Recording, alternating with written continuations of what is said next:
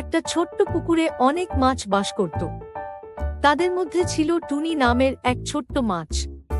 টুনি ছিল খুব চঞ্চল আর কৌতূহলী। প্রতিদিন সে পুকুরের নানা কোণ ঘুরে বেড়াত। নতুন কিছু দেখার ইচ্ছা ছিল তার প্রবল। একদিন টুনি তার বন্ধুদের বলল, চলো পুকুরের কিনারায় ঘুরে আসি, ওখানে নিশ্চয়ই মজার কিছু আছে। কিন্তু তার এক বন্ধু বুদু বলল, না টুনি, পুকুরের কিনারায় যেও না, মানুষরা সেখানে জাল ফেলেছে, ধরা পড়ে গেলে আর মুক্তি নেই। কিন্তু টুনি কারো কথা শুনল না।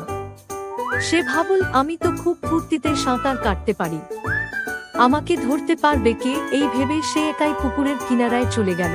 হঠাৎ টুনি দেখতে পেল পানিতে ঝুলে থাকা লোভনীয় এক টুকরো খাবার।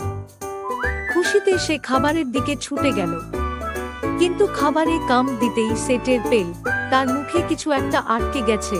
সে জালে ধরা পড়ে গেছে। টুনি ছটফট করতে লাগলো, কিন্তু যতই চেষ্টা করুক মুক্ত হতে পারল না। ঠিক তখনই এক জেলে এসে জাল টেনে তুলল। টুনির মন ভয়ে কাঁপছিল। সে ভাবল, ইস, বন্ধুদের কথা যদি শুনতাম, তাহলে আজ এই বিপদে পড়তে হতো না। হঠাৎ বুদু আর অন্য বন্ধুরা এসে দল বেঁধে জেলের জাল কামড়ে ছিঁড়ে দিল। টুনি কোনো রকমে জাল থেকে বেরিয়ে পালিয়ে গেল।